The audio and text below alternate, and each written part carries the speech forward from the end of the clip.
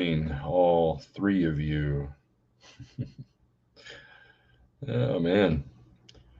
You got to love YouTube analytics. If you're watching the replay, you can probably fast forward about, I don't know, 10 minutes before all this all settles.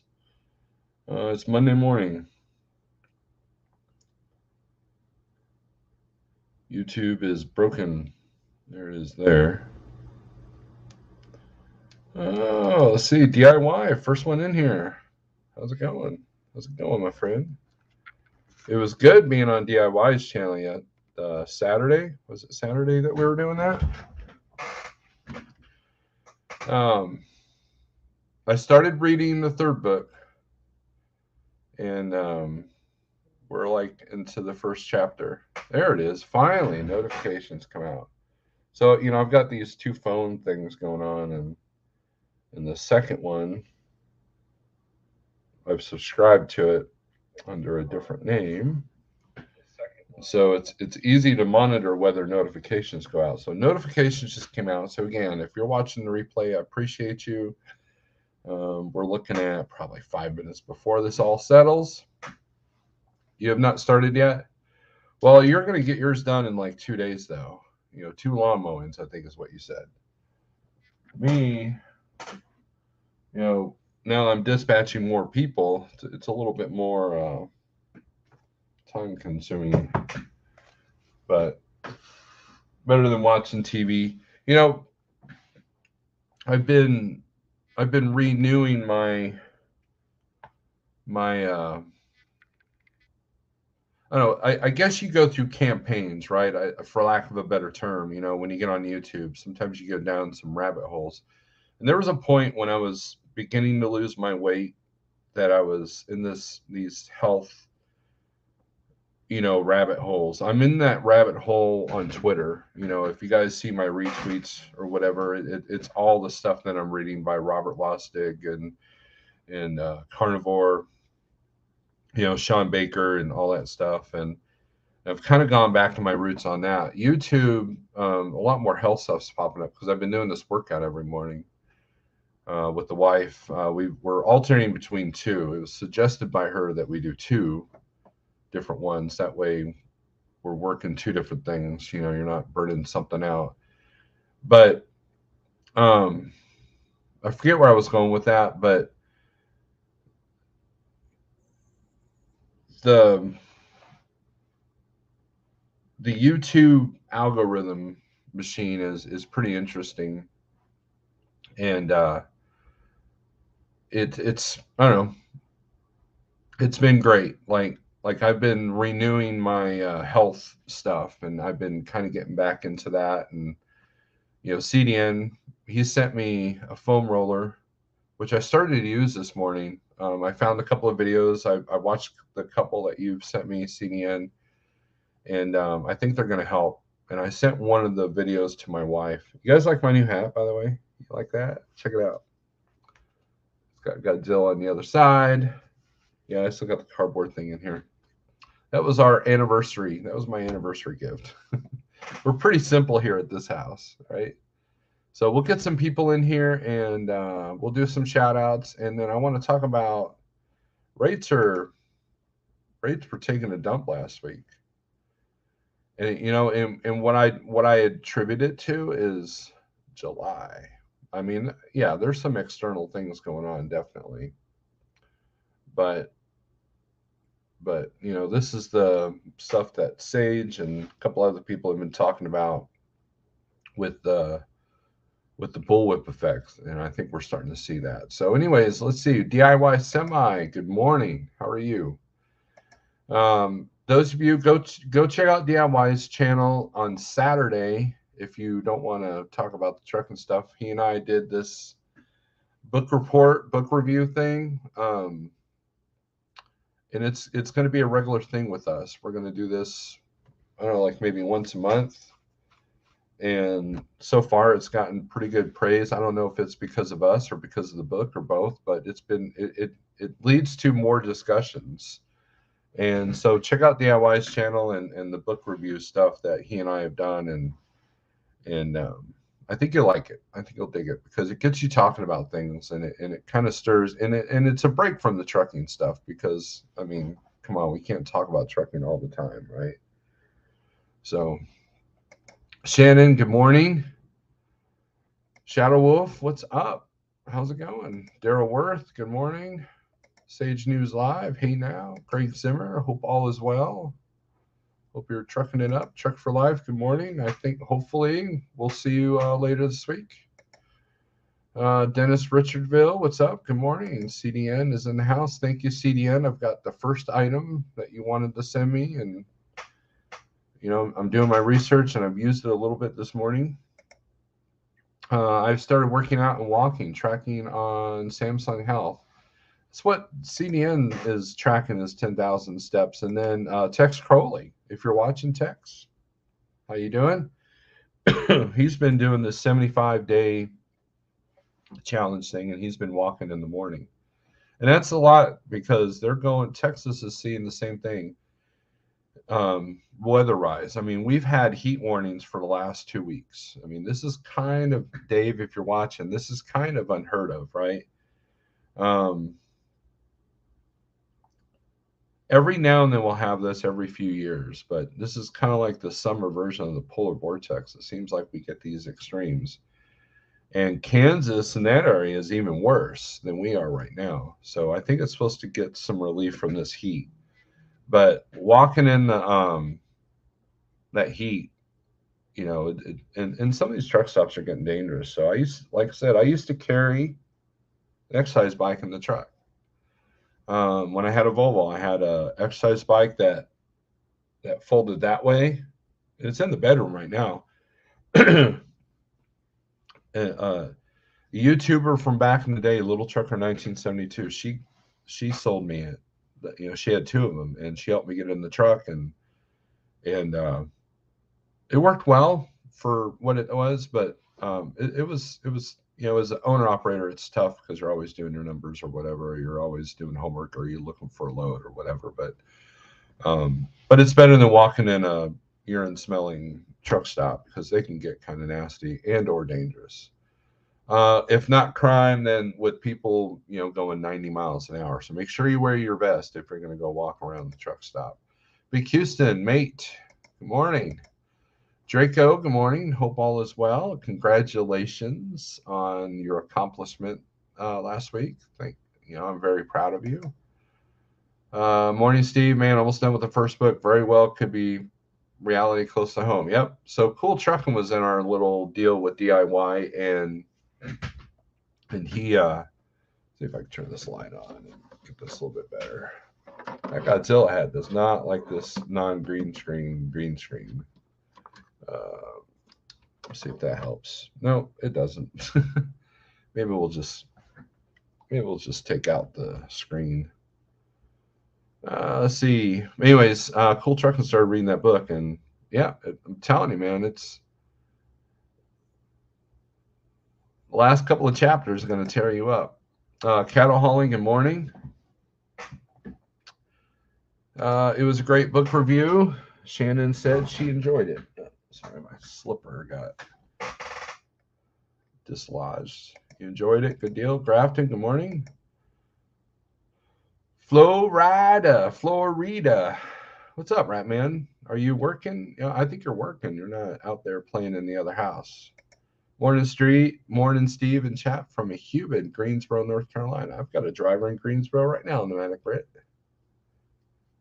He's got a load booked. I got to find him a load for tomorrow. I got to get another guy to St. Louis. And hopefully another guy will be ready with this trailer because we've had a trailer issue. So you gotta love lease. Working boss. Good deal. I'm glad somebody is because I know I'm not. I feel bad leaving that truck setting, but I haven't quite. I got to let things kind of calm down, and we've got a bunch of things going on this week at the house. I decided instead of buying another car, we're going to fix the one we have because my youngest loves that car. And so we're like, you know what? Why pay 8-10 grand for something that might do the same thing? We'll just pay the $4 grand, and fix the car. I mean, it's better than car payments, right? So that's the great thing about these used prices that we're seeing on equipment, both in the commercial world and in the private world, is that now we're no longer disposable. Now we're like, maybe we're not trading this car in every 2 years, right? So we've never been that family that did that. I've only leased one pickup truck. I leased one pickup truck. That was back when, back in 97, 98, way back then.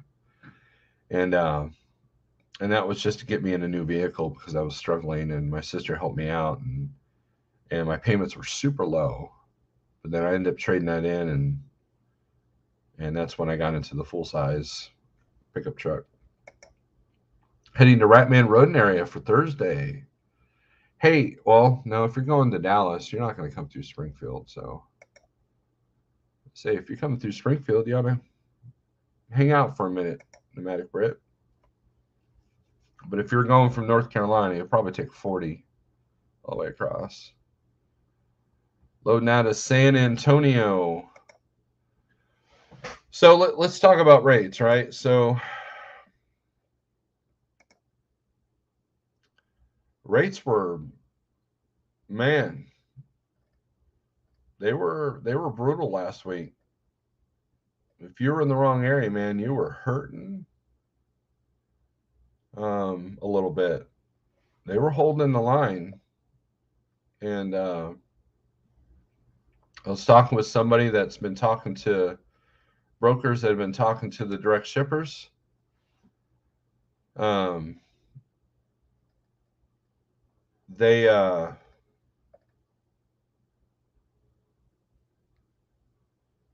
they're refusing to ship things over a certain amount, money wise. They're like, you know what? We're not shipping this unless it's at this amount of mile. Figure it out. DIY and I were talking about that the other day. Um, because after the live feed was done with DIY, we'll sit there and chat for a little bit, and which is why Saturdays work well for us because I don't think either one of us is as busy on Saturdays, but yeah, I think it was my buddy Provost that said that pigs get fat, hogs get slaughtered, and there's a lot of businesses getting slaughtered right now because of what transpired. You'll be delivered in Springfield. Are you that far booked ahead? September 4th? Wow. I know that if I tried to book far ahead at Schneider, um, I end up having to cancel half the loads because one will cancel. So, Steve, great idea fixing your car. Exactly. Repairing is way less than car payments as long as the cost of used car plus repairs is less than the car payment of new. Keep repairing. I agree with that. And I have a feeling my pickup truck's going to be showing some signs of needing some repairs as well. But I agree. So, morning, Pam. Sage market is in denial about recession. So yeah, let's talk about that for a second. It's funny that us truck drivers have been, or in people in the logistics industry, have been using that term for a while, and now the corporate level is starting to. You can tell they're afraid to use the word, and so that should tell you something. But there's no more denying it. I mean, didn't the president try to deny that we were in a recession, that things were just peachy? Like they're literally like peeing on the back and telling you that it's just rain, you'll be fine. I mean, they're literally doing that? So it's going to get interesting. July is usually interesting anyways because traditionally, historically, it's been lower. Volumes go down, but the projections for Christmas spending will be interesting because I think that's where think that's where it's going to mean something for us. The tanker is pretty solid for delivering, so if a load was canceled or moved, I know I can easily find a fill-in. Good deal. I know they've been trying to contact you regarding your car's extended warranty. Yeah, I mean, now I'm getting all these emails from car gurus. I got to cancel those. Um, unless you're going in for a new car and you know exactly what you want, buying a car is stupid. And then even then, you got to worry about the financing. My suggestion is to get the financing from your bank. So when you walk in, you're like, "That's the car I want. Here's the loan that I'm getting." And then put a microscope on the contract to make sure that they're not taking money from the fees and all that. We have whole bunch of bubbles ready to pop, and used cars is one of them. But no, you're absolutely right. Oh, my nose is itchy. Um, Volumes of freight going between USA to Canada seemed to drop last week. However, carriers are still pushing for high rates. The next 1 to 2 weeks will be interesting. Yeah, I mean that's exactly what I was dealing with. I was showing low volumes on some areas, and they were not budging on the rates that I was getting the week before. So it's I sound redundant, but it's it's going to get interesting, right? Um, but that's coming from a broker. The and that's exactly what I was seeing too. I mean, I wasn't paying attention to volumes between USA to Canada, but definitely seeing. So let's look at the load ratios, which is usually for me the most accurate tool that kind of tells me what kind of week I'm going to have when it comes to booking loads. Let's see. Arizona, don't go there. Alabama took a dump. Wow. Let's see. Mississippi's still good. Now, I don't know what's going on in the Northeast, but New Jersey is 738 loads going in and 1078 out. This is for dry van. So, but you're definitely not getting good rates coming out of the Northeast. That's the thing. If people would wise up and know that the volumes are in their favor, you can ask for more money. South Carolina is still good. Tennessee's good. Tennessee, wow, that's a hot spot. Texas is even Steven. Only within 100 on the differences. Vermont is a better load ratio. I guess I can share the screen, right?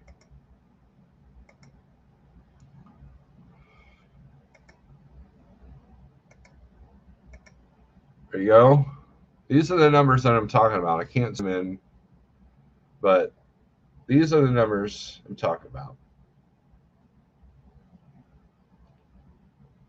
Illinois is better. Indiana's good.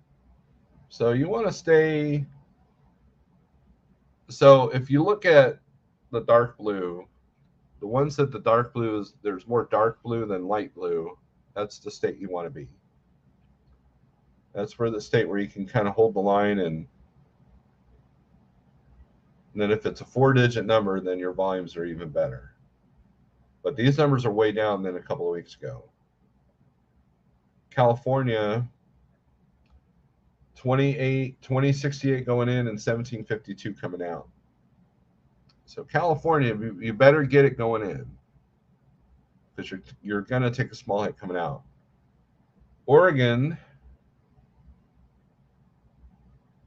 don't even think about it.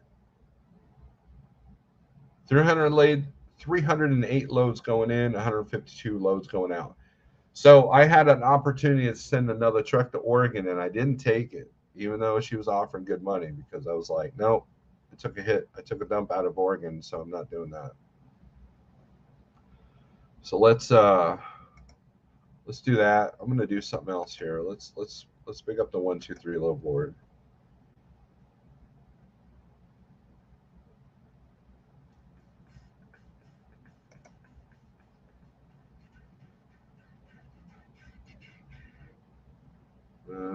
let's see. Road availability, density map. All right, let's share the screen.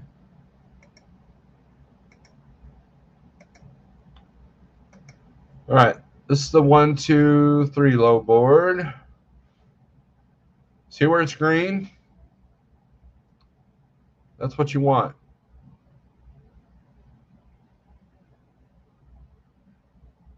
And I'll get to the comments here in a second.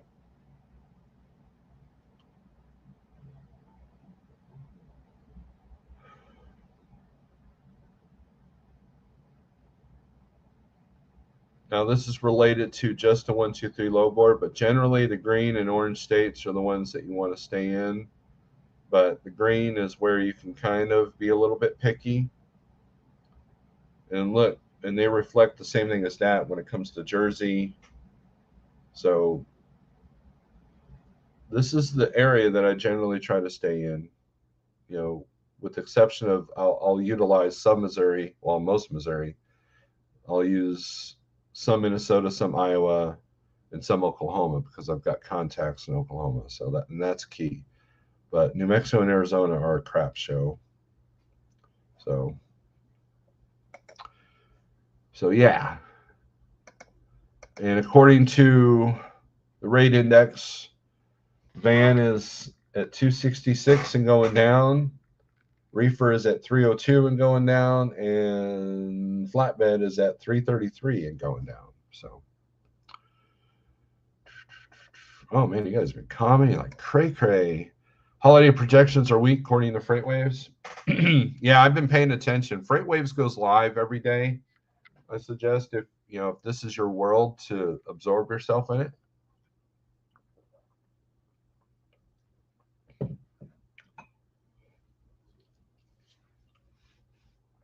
Let's see. Pale Rider TV, what's up? I haven't gone back and watched the replay of Saturday night. You switched. You went from Friday to Saturday. I need to do a show with Rob, you, Cash, and me ASAP. Okay. Might not be till Wednesday because I've got to take the car to the shop today and I've got to deal with 3 trucks today. And tomorrow is the Crowbar concert. Yeah. So I've been very fortunate. Haven't had a rate below 283 mile in a long time. Good deal. Nothing witty saying hi to Pale Rider. It's going to get really weird. Yep. I'm not even Keltarusu. I apologize if I'm butchering your name. I'm at 308 loading AC units out of Florida to Texas. Best load I found. Wow. Usually AC load units are pretty good. So, but that's a good rate out of Florida. That's a good rate out of Florida. Brokers are starting to slow pay. Yes, I've noticed that. So every load that I book, we got to go through our factoring company. And I'm seeing a lot more yellows, a lot more reds, and I'm looking at the reasons, and a lot of them are paying double. It's kind of like what happened in 2020, that, now we're starting to see 45, 30, or, 45 and 90-day pay, 60-day pays. And it's so, I know there's a lot of debate whether you should factor or not, especially as a one truck operation, but you definitely want to keep an eye on that if you don't factor, for sure. Because let me go back to that. Because if you're a one truck operation, fuel's getting expensive, right? I don't care what kind of fuel discounts you have, you're still paying a lot more for fuel.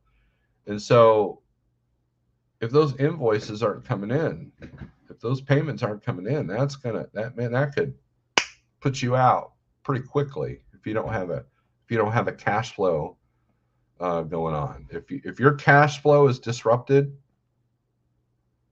then that could easily happen. If you're doing like 2 back-to-back $6,000 loads, that's a lot of money to be floating around that you need for fuel in the rest of your business. Once the ports catch up on inbound freight, the market is deceiving with port backlogs. That's interesting. Yeah, it is a red flag. I see good rate going into Florida, but I'm worried I'll get shafted coming out. So Shannon, we can talk about this privately, but the deal with Florida is I don't go south of Orlando or Tampa. Try not to go south of Jacksonville. Jacksonville, you can at least get to Savannah or Tallahassee to come out, but you will take a hit out of Florida. So you better get. So what you want to do is look at the average rate going in, get above that, and then look at the average rate coming out. Do the all miles on 2 trips, and then see where that lands you, and that's what you're going to make. The banks have admitted to forcing the USA into a recession to combat inflation. I can see that. Sage says customers are slow paying. So yeah, that's coming from a broker there. So Sage, that's what I'm saying. Trickle down effect, but everything is still good supposedly, right? Yeah, I don't think so. Nothing to see here. Move along. If that's it, right? We have to remember that the last 5 to 3 years, 2.5, 3 years, we've been in a bubble with great rates. We have known the rates will drop. The unexpected was high diesel costs. And that's what's kind of caught me off guard, right? So I've been anticipating the rates drop because we saw this in 2017. Everybody was like, yeah, the YouTubers bragging about $30,000 and $35,000 months. And, and at that time, that was unheard of. We had the 3 hurricanes in a row right after the Dallas truck show. In fact, we had to get out of Dallas right after the show because there was hurricane remnants popping up. And I remember they had 3 in a row that hit Houston area. I mean, rates just absolutely soared. And the ELD mandate, there were so many external circumstances that created that. And that was kind of where we started to really see the volatility of the market. And so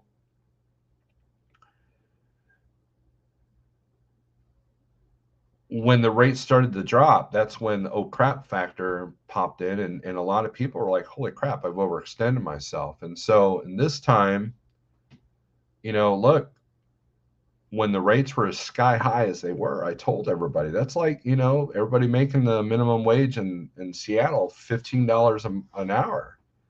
I almost said $15 a mile. Wouldn't that be great to get $15 a mile, all miles, like on long miles? Wouldn't that be awesome? We'd all be wearing the the pimp daddy fur coats and driving Cadillacs, right? But and sure enough, and then the equipment costs, holy mackerel! It was the equipment costs, repair turnover time, and insurance and fuel.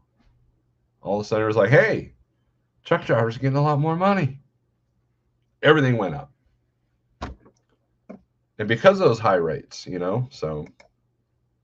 I told people you were an Iron Maiden and I knew you. They bought it. That's funny. Truck for Fun, what's up? Good morning. Chase Bank said they're not lending money for startup businesses or equipment. Wow. That's interesting. So, all right. So if you guys want, we've got a little bit of time. Copy.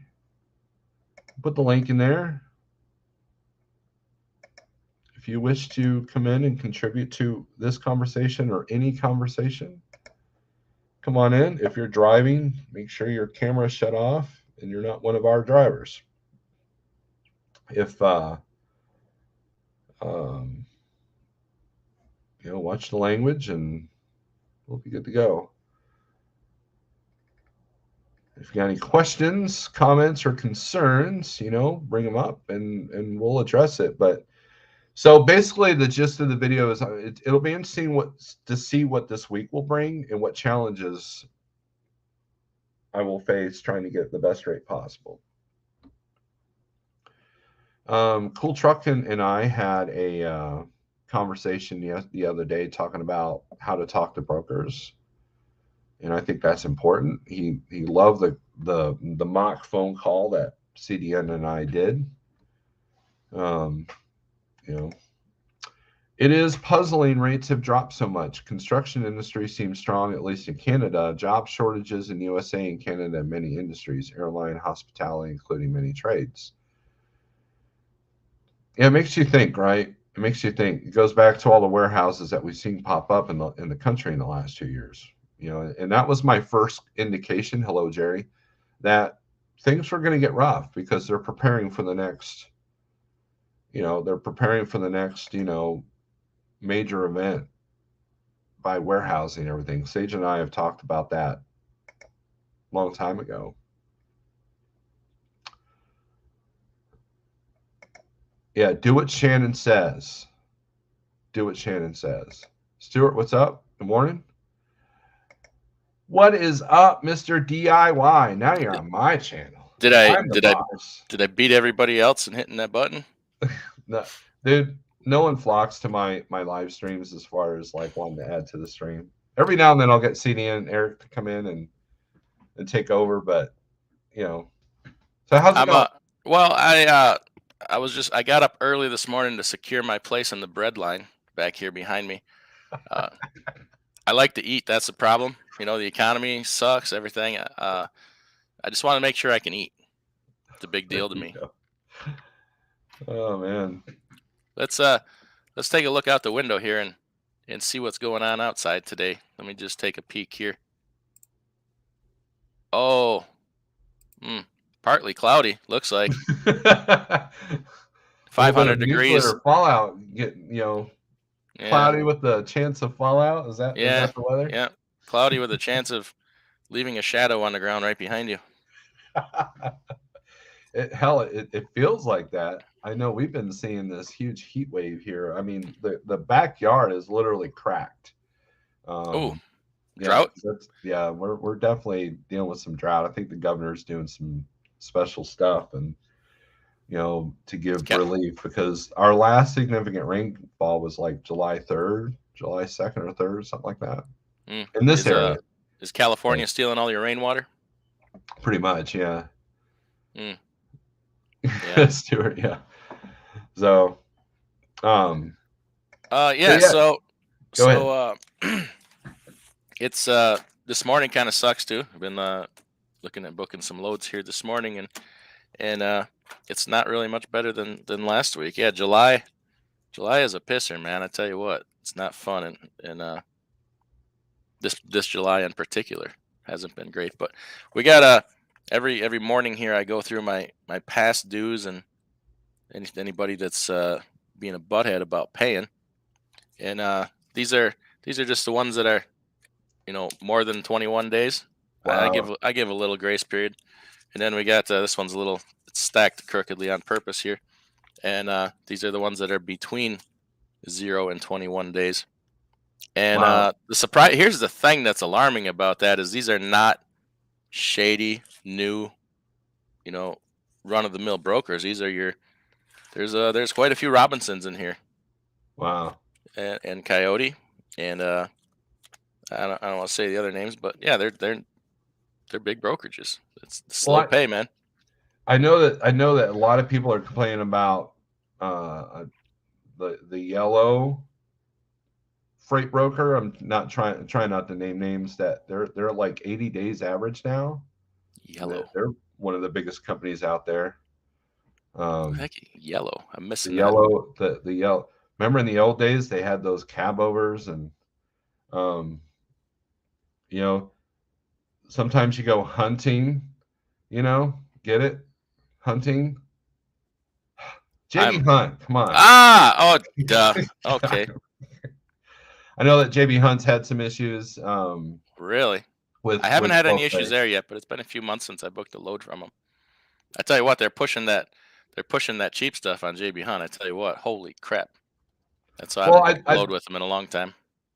well, I generally do a lot of the same stuff with them, especially for Hmm. my own truck, and I can get them up there, um, and I can see what the other guys are booking with my app, and because I'm labeled as a dispatcher on the app, and you just got it's like any other broker. You just gotta know the customer, know the lane, and Yeah.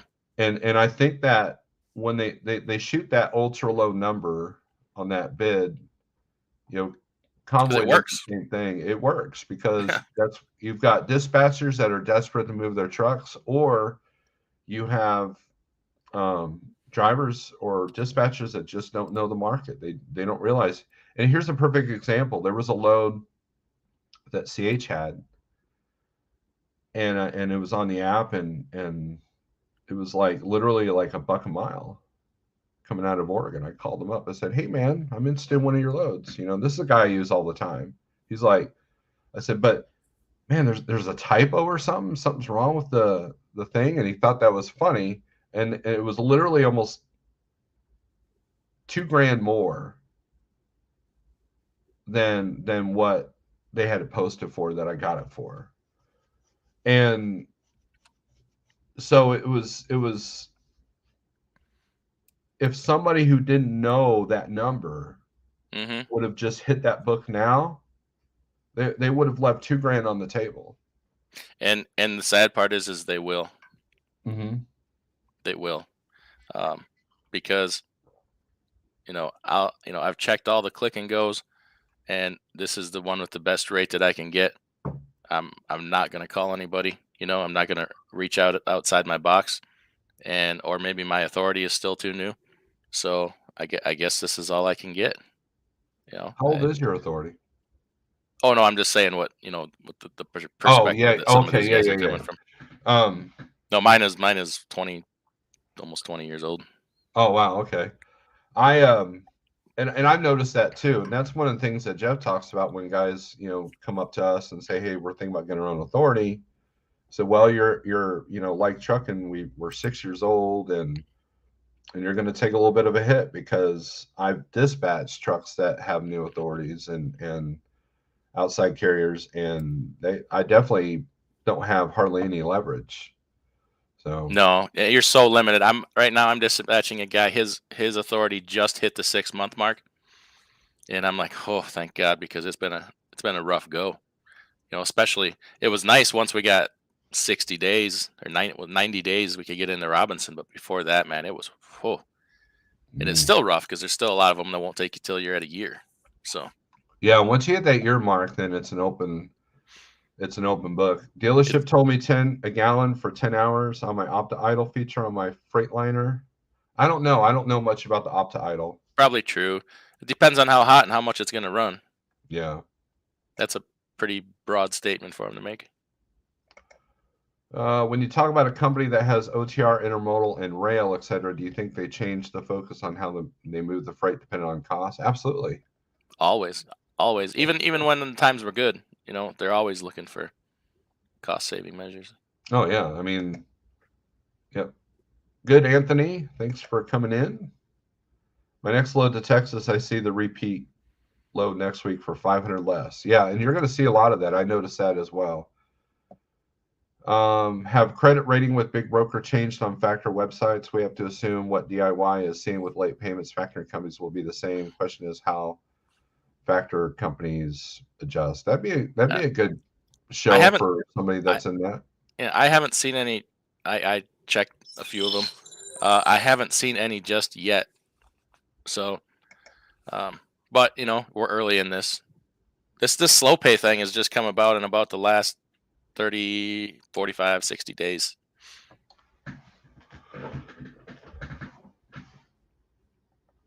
Do you factor if you don't mind me asking? I don't. I've only ever factored one load, just so I could have the factoring company and use the credit and be set up. And I thought I might need it here with growing a little bit, but I haven't.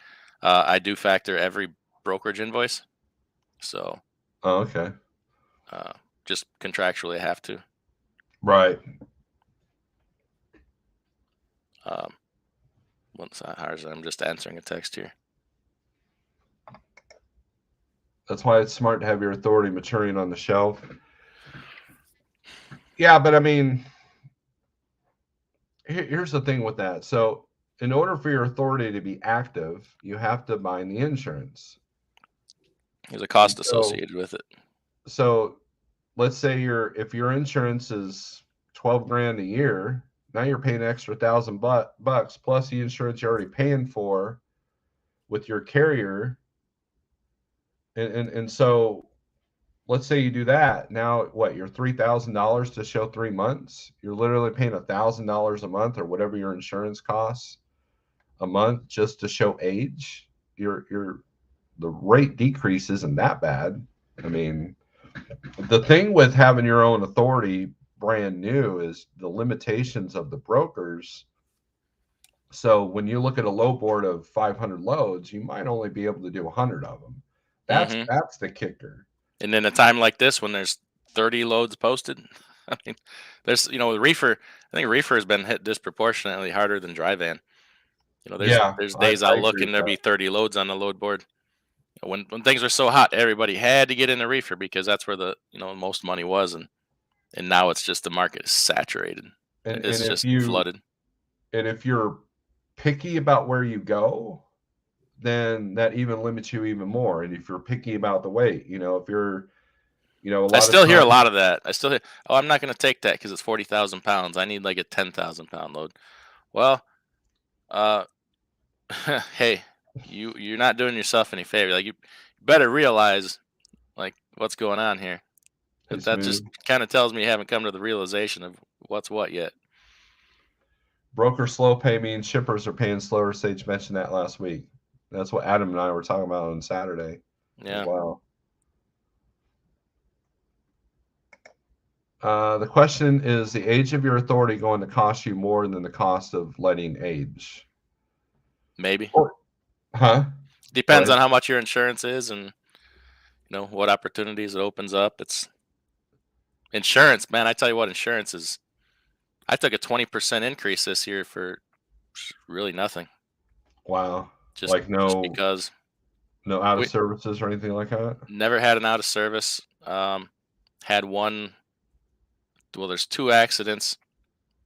One of them was my driver got hit by somebody that fell asleep and crossed the yellow line. Hmm. 100% not our fault. And then the other one was a minor, like a ding. It was our fault. A Hmm. couple few $100 or whatever, a couple $1,000. But other than that, clean. We got the my agent told me we're all paying the price for these truck stop incidents. These people are coming in with no training. Last year, look at just what flooded the market. He says, Hmm. I'm taking calls every day of people just ripping people's front ends off their trucks in the truck stop, pulling in or backing, pulling out or backing in." He says it's just epidemic. He says I take calls like that all day, and now It we all was, got to pay the price for it. yeah, I noticed that about a year ago. I knew that when we hit the rates are so good that we're going to put any meat in the seat, um, then I knew that that was going to start, and that's a huge contributor to the insurance. And I remember we were signing on a new driver, and he was here in Stratford. We were at the TA and showing him how to use the logbook and looking at the low board stuff. And I watched a driver who had all the room in the world, and she couldn't. It took her like 18 pull-ups to back in this spot. Like she was just making it harder for herself, and that's a lack of training. Yeah, Um, and it was and at one point she almost hit my pickup. My pickup was I thought was out of the way enough, because I was parked next to him and in his truck, and we're sitting there and he's like, "Oh man, she almost hit your pickup." I was like, "Yeah, that company almost bought me a new pickup." yeah. So, And he told me, he's like, your 20% increase is mild compared to most of them I've been dishing out. oh yeah, I'm like, okay, thank you. yep. But still, the rate's pretty good as far as I'm concerned. Well, I imagine with your history and everything, you're probably in good shape. So, Yeah. Yep. But I can't imagine, these people taking these 50% increases or more. I mean, it's insane. At some point, I don't know. With the cost of everything, the part shortages, fuel, I mean, obviously freight rates, volume, it's like at a certain point it's just not worth it. You can go through a whole list of things making it eventually not worth it before you even get the freight rates. That's the thing, yeah. you know? Well, a lot of people have asked me, Steve, you've got your own truck and your own trailer. Why haven't you gotten your own authority yet? And when I first came over here, we had a goal. Jeff and I had talked about that goal, and we had a couple of issues that we had to iron out, but eventually I got in the position of the safety manager, and then with him starting rig runners and the dispatch and all that's helped. But my biggest fear is why I never pulled the trigger on getting my own authority, because a lot of our drivers have gone on to get their own authority. James Best, Cascade, Greg Zimmer, a host of others. My It biggest fear, not fear, but concern was insurance, because every single new authority that I saw, their second year, they just got hammered. Jeff got hammered his second year.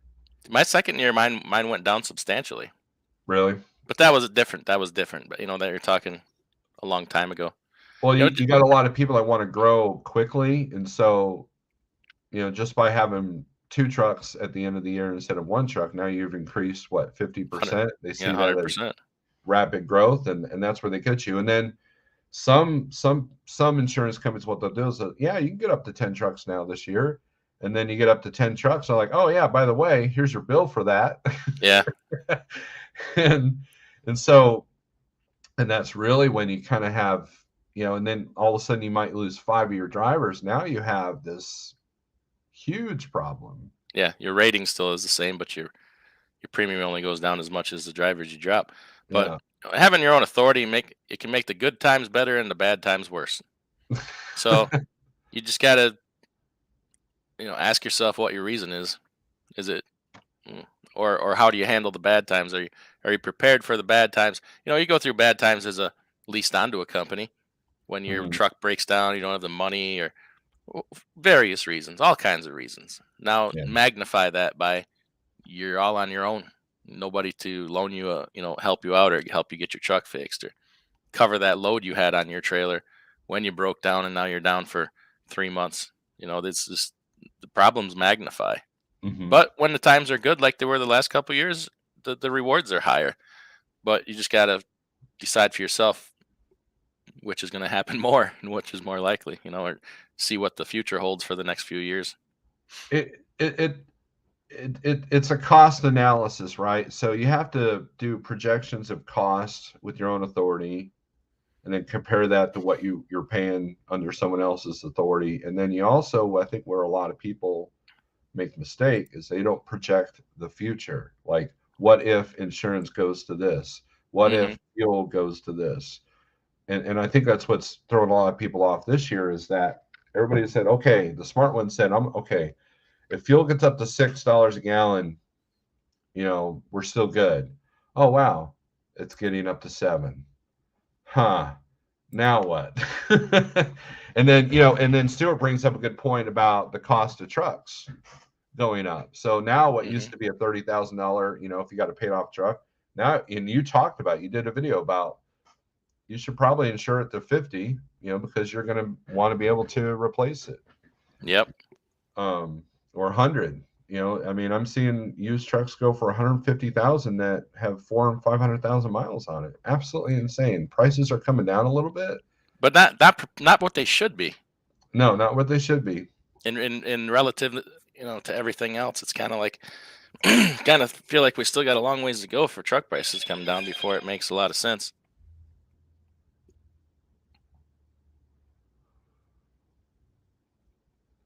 Authority has sat since 2005. My MC number is 520353. When a broker sees that 6-digit number instead of 7 digits, they assume it's been active. Sometimes it works. Well, we have a 6-digit number, like trucking does. Um, so I don't know. I think that a lot of brokers, if they're taking shortcuts, they're just using, carrier 411. Hmm.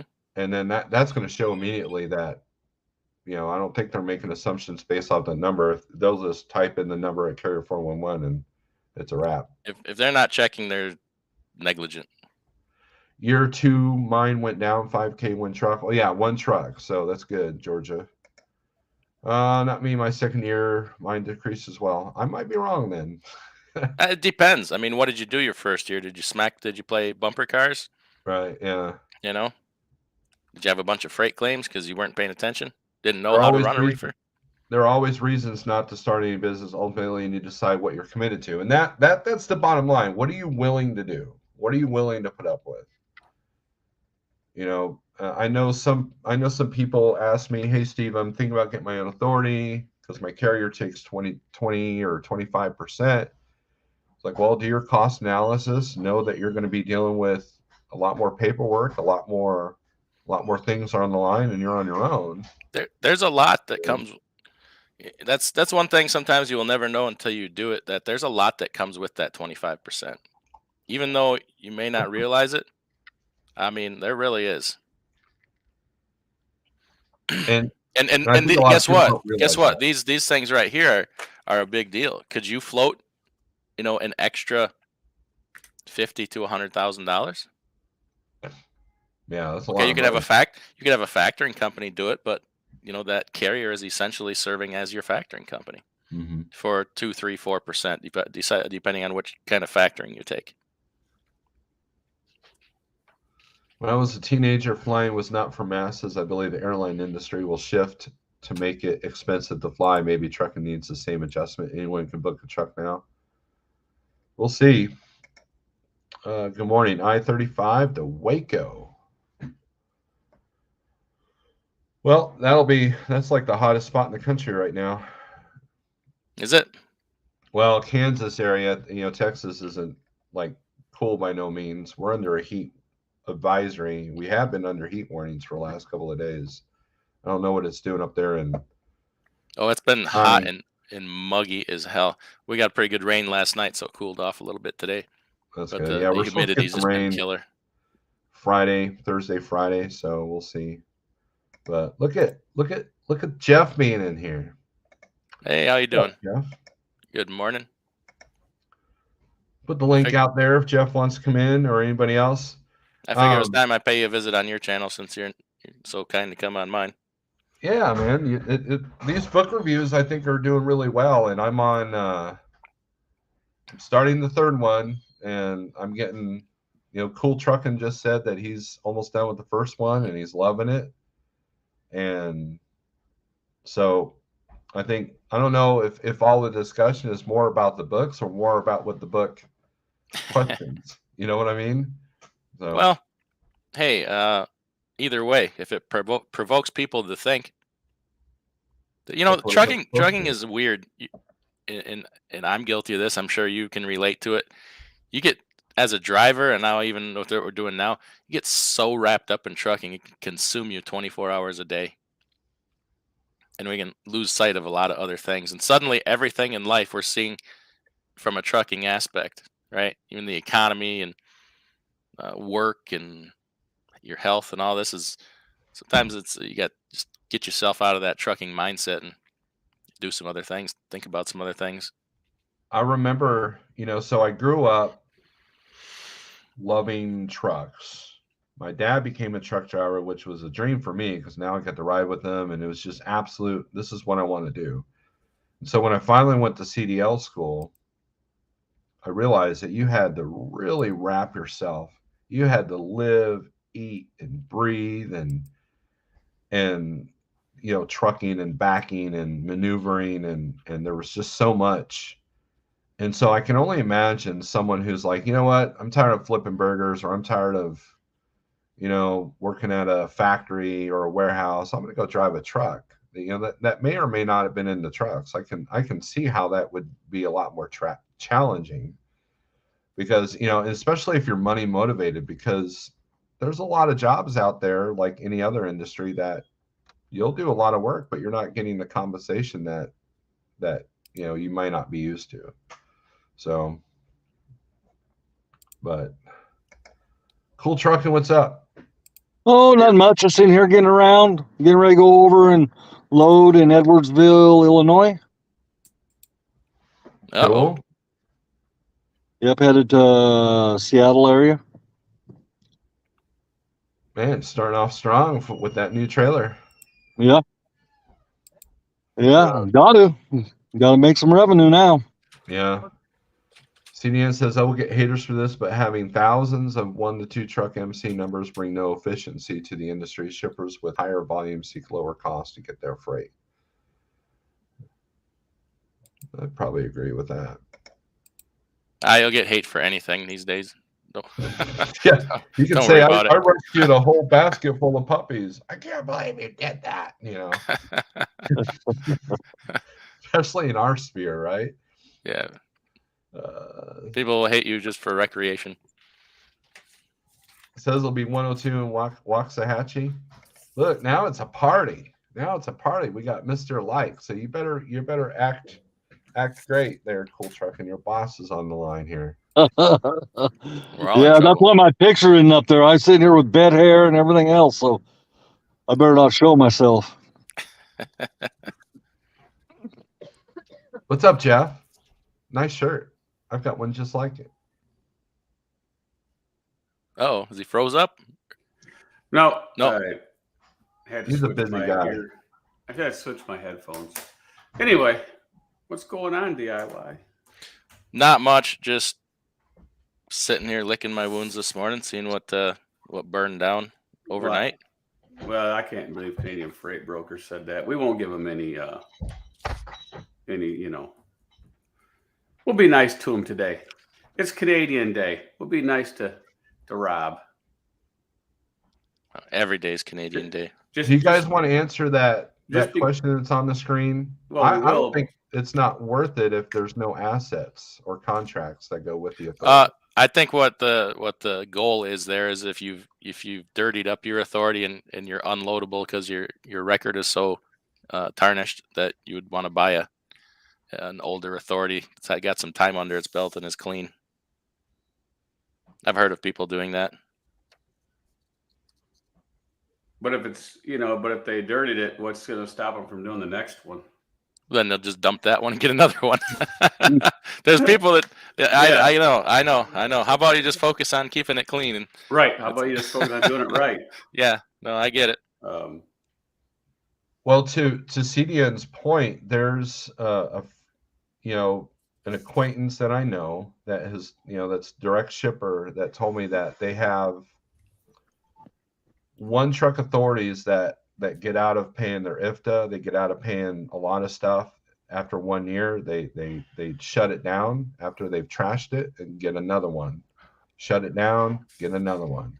And they do this over and over and over.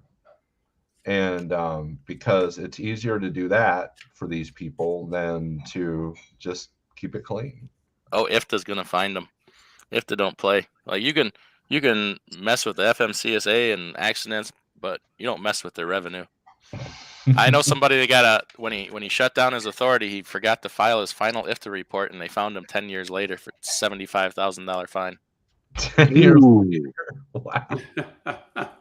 Wow, Yep. That's a big mistake there. Yeah, you don't mess with their money. He ended up settling it for considerably less, but it was still a huge amount of money. Yeah. It's crazy.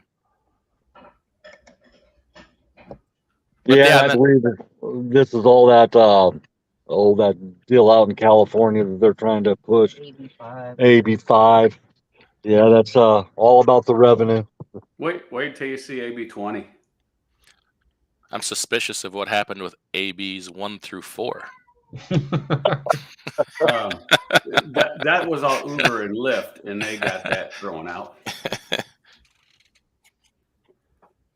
Yeah. Now I can see some lawsuits happening where the government is prioritizing these Ubers and Lyfts, and I see that not going over too well. Well, the taxi industry has been griping about Uber and Lyft for years because it's kind of disrupted their industry. Yeah, I remember when it first came about in New York. It's easy for me to say. New York City, when a taxi token in Manhattan would cost like $100,000, and all of a sudden they were bringing in Uber and Lyft, and they didn't have to pay that. Mm-hmm. Well, there's just about freaking murders over that. Yeah, a taxi token in New York is insanely expensive. So what happens to all the owner-operators under AB5 if they have truck payments? Do they all go bankrupt, or do they all get a class action lawsuit and make them pay for their truck? I'd highly support that, but they're probably gonna have to give them back or move. I mean, I believe I would move, but that was just me. Well, we have the same thought, DIY. You know, you can always pick up and go somewhere else, right? You can move. For now. Yeah.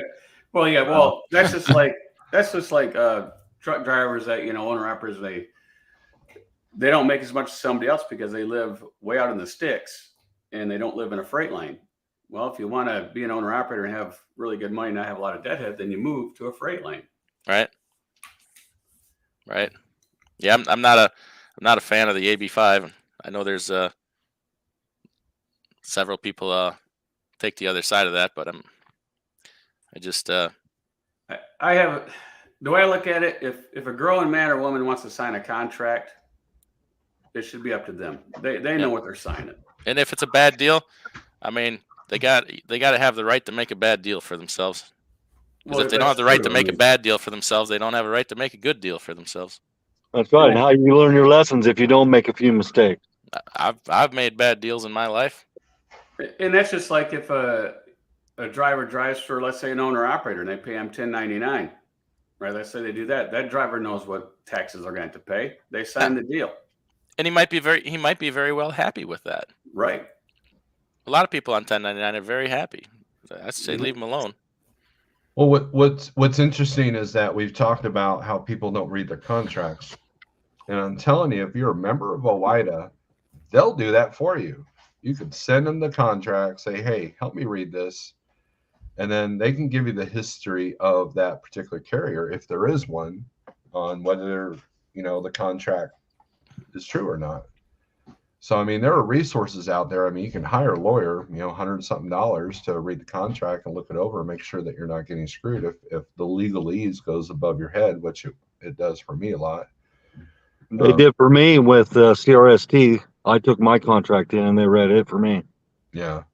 So, I mean, there are resources out there to make sure that you're not getting screwed. So, but Big Daddy government has come in and, poor you. And then, but it's all about control and it's about tax revenue, right? You can't, 1099s can write stuff off, but man, if there are W-2s, then we're going to get our tax revenue guaranteed. So. Mm-hmm. But that's another thing, once again, where people can't seem to see it outside their bubble, and our bubble is trucking, but it affects so much more than that. Mm-hmm. Well, yeah. I mean, our country is built on the subcontractor. If you read AB5 to his thing, and everybody's talking about the ABCs. Yeah, it squashes it all. And that even squashes, franchises. You take Chick-fil-A, they require 70 hours of work for the owner. Plus you got to buy everything from them. So wouldn't the owner be an employee then? Everything. I mean, construction. I'm a little worried about the exotic dancers. What's going to happen to Tiffany and Vanessa? Well, then they're going to work for $15 an hour.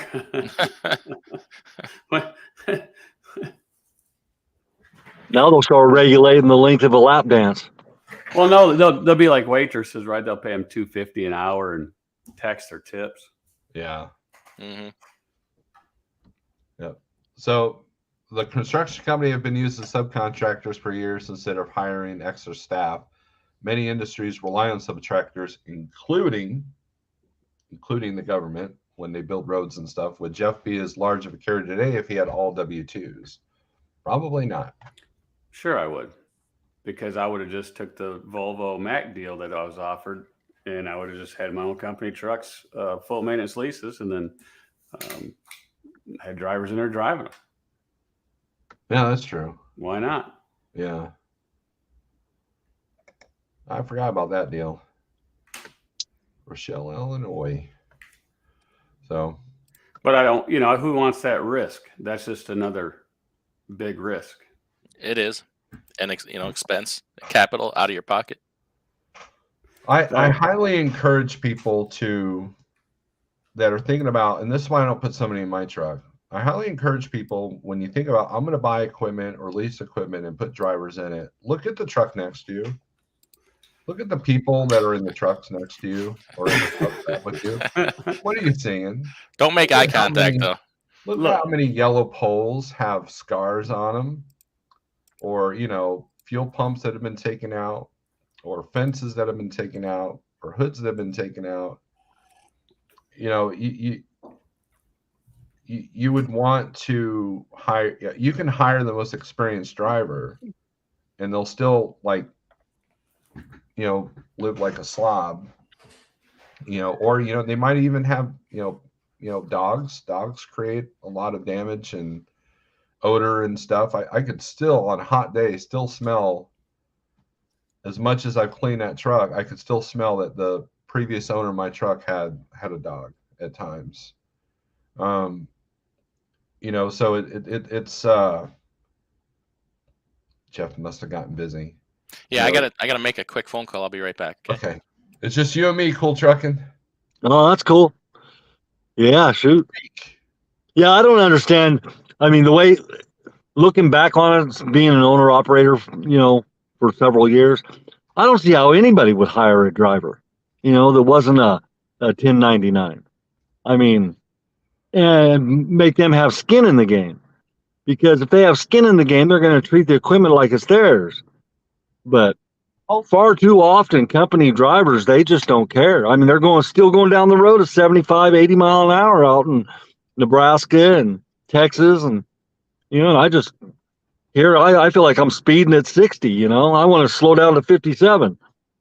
But I think it's the quality of people that one has to hire. I mean, because I know owner operators that will treat their truck like trash, and they do have skin in the game, and they do still drive 75. That's true. There are a character issue out there that have the right mindset, that take care of the equipment, but I mean, the way I look at it is you literally are taking somebody you don't know and handing the keys to a $200,000 vehicle. And to me, that's a lot of stress. That can cause ulcers. So, I mean, and that was my plan when I first came over here, until I watched one of our contractors with his drivers, and that changed my mind real quick. Yeah, and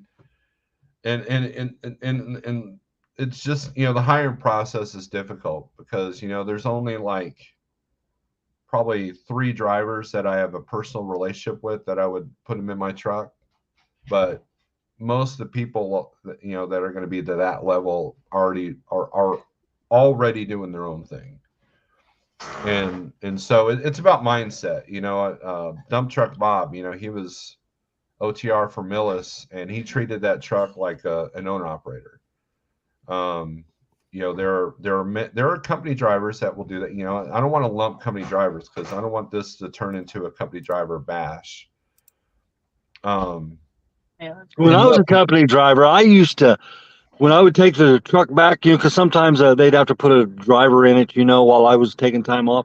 Man, I would take it back with armor all floor, all the windows and mirrors clean. And, I just can't see how some of these people live. I mean, we have a cat in here, and good Lord, I'm cleaning the cat box every day, What I look at is the biggest thing about company drivers, and that's the thing. You want to be able to lay eyes on the equipment.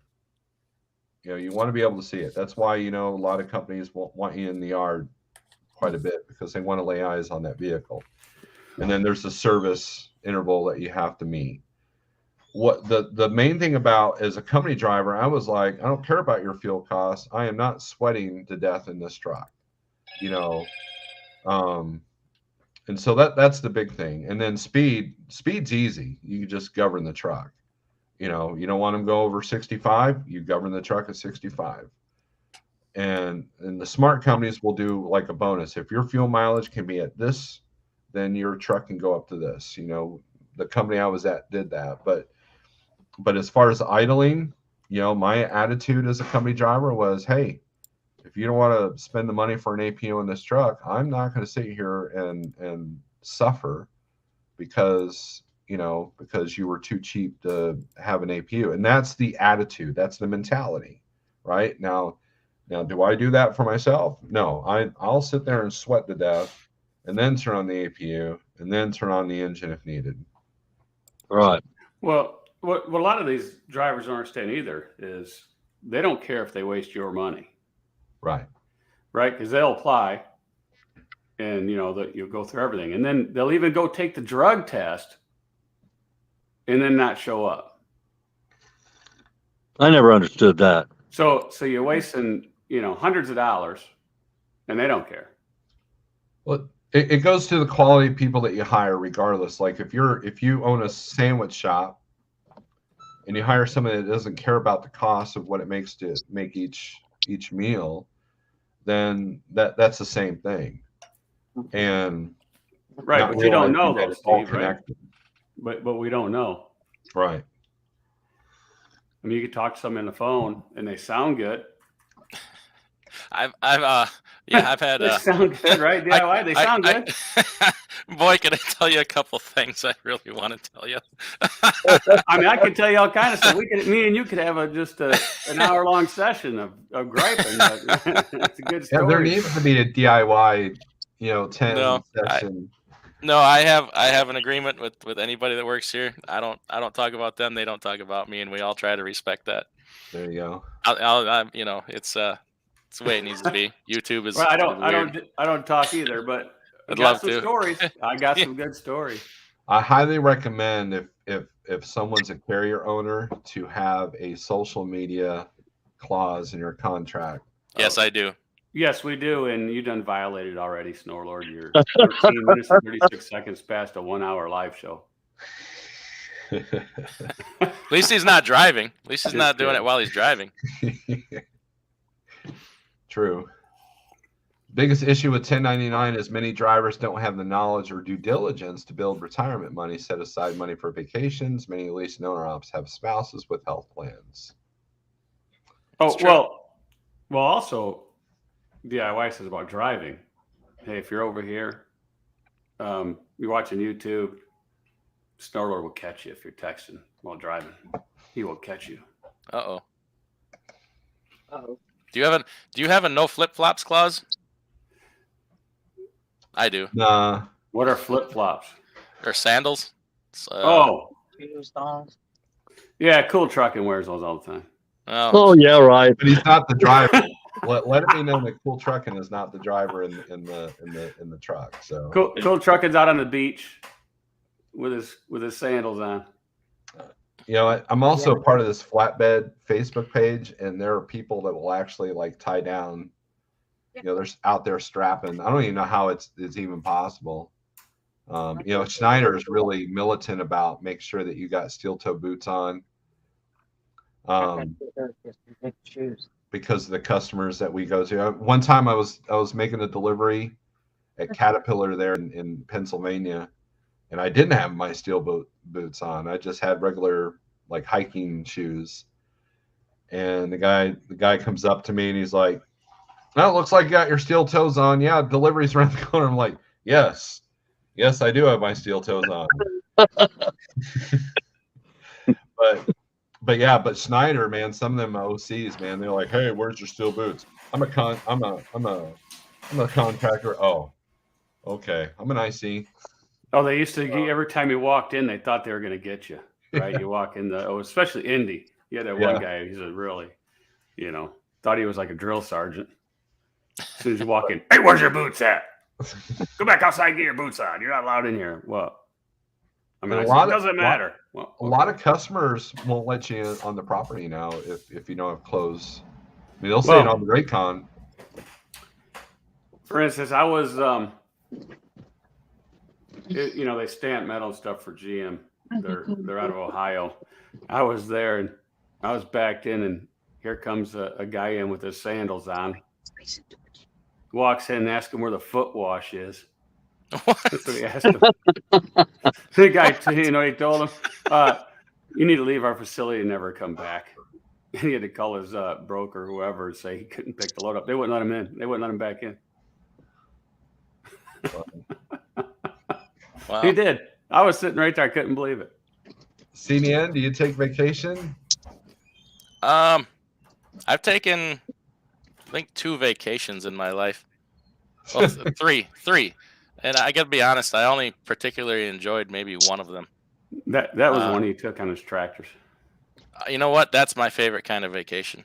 A couple weekends ago, tractor show a few miles from here. I drive them there, hang out there, drive them back. I like a good staycation.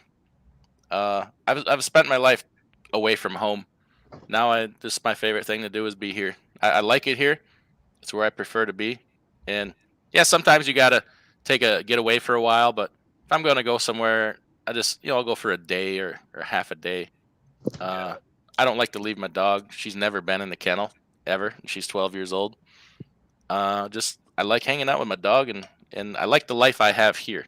Nothing against vacations, just not something I really do. Plus, I enjoy what I do. I get stressed sometimes. You just got to walk away, and I have other things that occupy my mind. So, just got to make that shift and take a mental vacation. And it's not worth the expense nowadays. Go out to eat and like I can't even imagine the bill. I mean, just the bill for my part of going to Matt's was pretty big. I can't imagine the bill when you add all the food and everything else that was supplied by the factory company.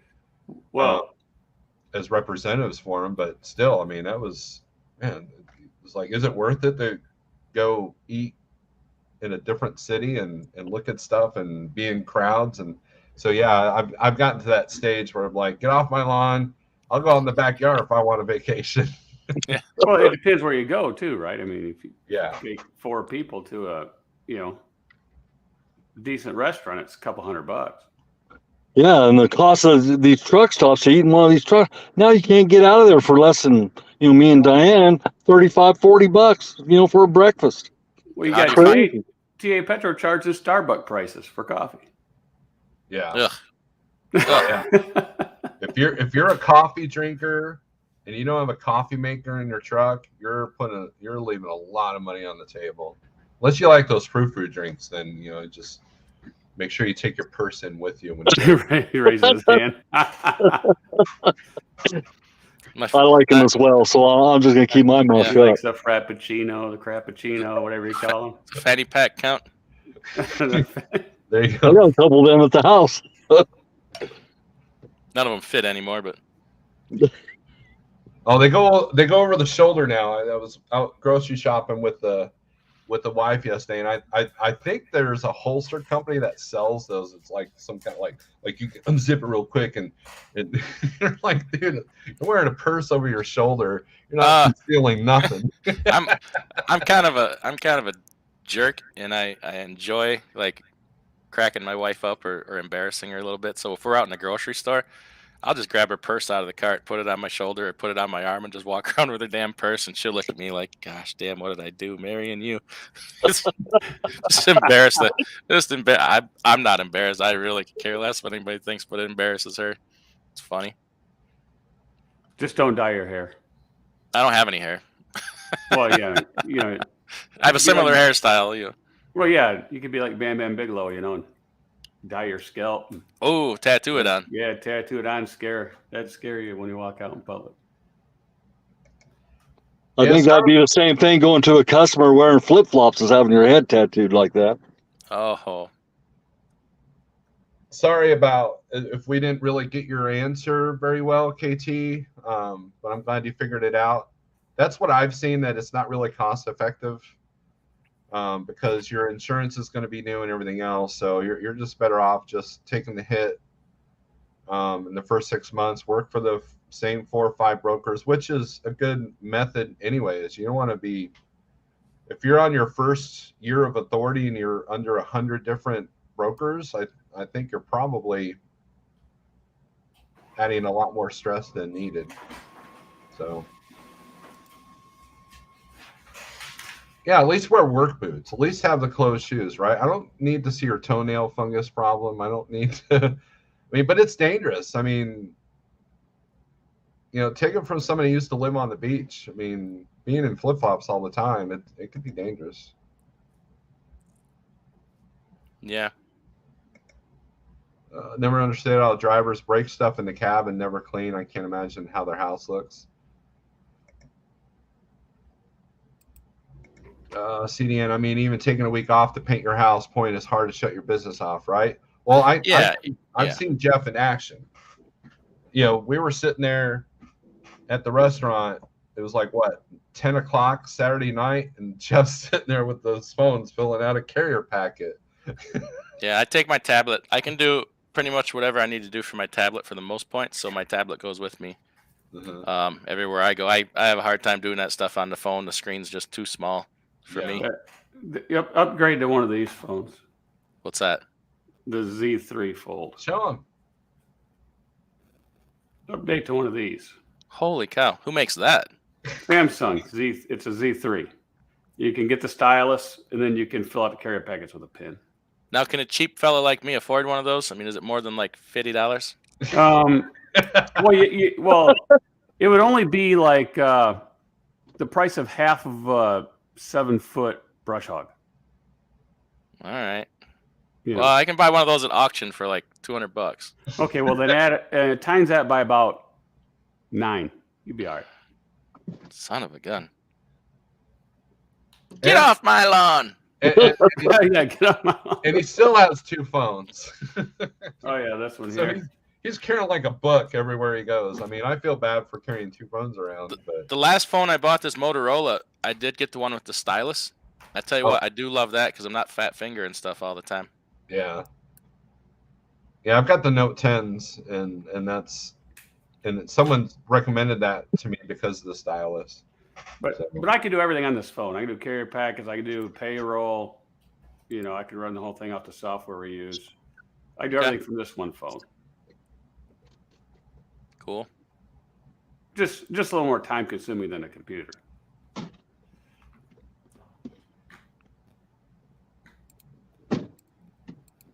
All right. Well, if you guys got nothing else to add, we'll end this speak because I got to start looking for a load. I got to deal with my car. You got another car? No, we decided to fix the car instead of replacing it. So. Well, yeah, because you sit for weeks looking for a car, and there's none of them worth it. You know. You can spend $10,000 on a piece of junk now. Right. I mean, we searched for weeks. I mean, you drive around and spend $8,000 in gas.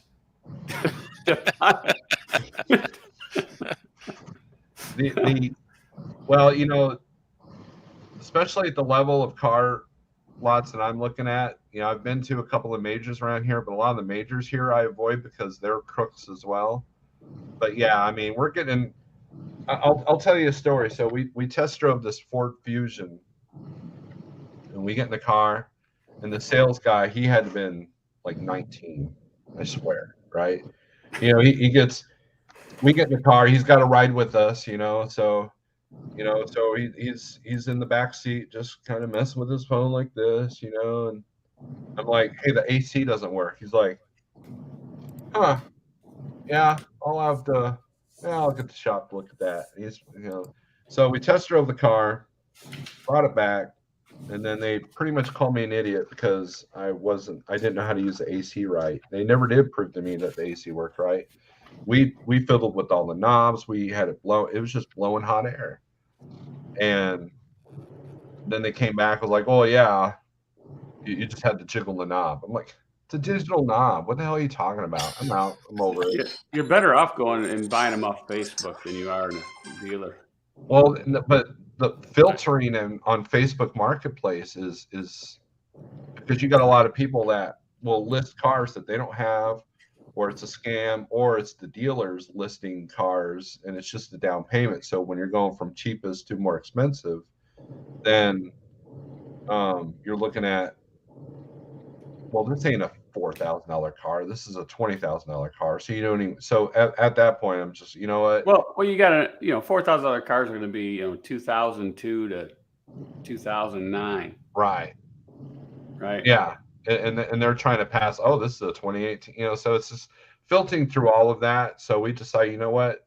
We're just gonna keep the car we have. I found a mechanic that I trust, and that was the other issue is I trust very few mechanics and absolutely no car salespeople. You know, I don't come on the lot with a crappy attitude, you know. But at the same time, it's a bad time to be buying a used car. So hopefully that bubble will burst pretty quickly. Well, we finally found one that was decent for the price. I mean, it took a couple of weeks and a lot of running back and forth, you know. Then somebody posted one on Facebook, and I think the wife found it within a few minutes after they posted it. And I says, "Hey, is that still available?" He says, "Well, I just posted it 19 minutes ago." And I said, "Well, I'll be right there." Yeah, we're kind of looking for a Mini Cooper or a smart car. You know what? Cool Trucking. I get yelled at every time because every time I go, I said, "Man, Mini Cooper, I love those things." I said, "What do you want one of those stupid little things for?" They're nice, man. Well, they're very nice. I will never have one, but Almost made me spit coffee all over. I always, Jeff. hey, Steve, you couldn't fit in a Mini Cooper. Your head would stick out the sunroof. You're too tall. Look, we have my sister one time picked me up in my niece's Kia Soul. I thought, "Man, I'm not going to fit in this car." I get in, and it's like, holy crap, there's more room in this than the Honda that we had. Yeah, there's a lot of room in those. They're deceiving, right? The looks are deceiving. Quick question: can you use a single axle truck to haul an RV, but do you need an ELD? If it's just a private truck, no, you don't need the ELD. Right. If you have not for hire on the side, huh? If you have not for hire on the side and it's your own personal semi truck, you can convert it to a RV hauler. Yeah. Yep. No restrictions on your license or anything like that. I mean, I think Texas, you got to have endorsements, but for the most part, it's your Class C license to run a semi truck. Well, it depends. I mean, if it's air brakes, you got to be certified. That's only with Texas.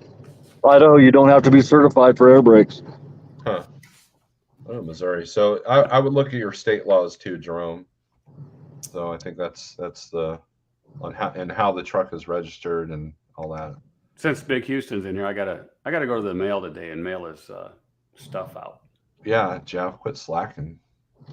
What size shirt do you wear, Big Houston? See if he'll answer on your live feed here, Steve. I might send him extra because it cost me a fortune to send a hat, so I might as well throw a shirt in there.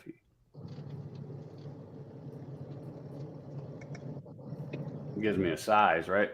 If he's still there. Well, I'm thinking about doing some Teespring stuff. Coffee XL. There you go. With this logo I got going on behind me. So, but all right, guys, I'm gonna get off here. Thanks for coming in, Jeff. Thanks for coming in. I'll probably we need to develop a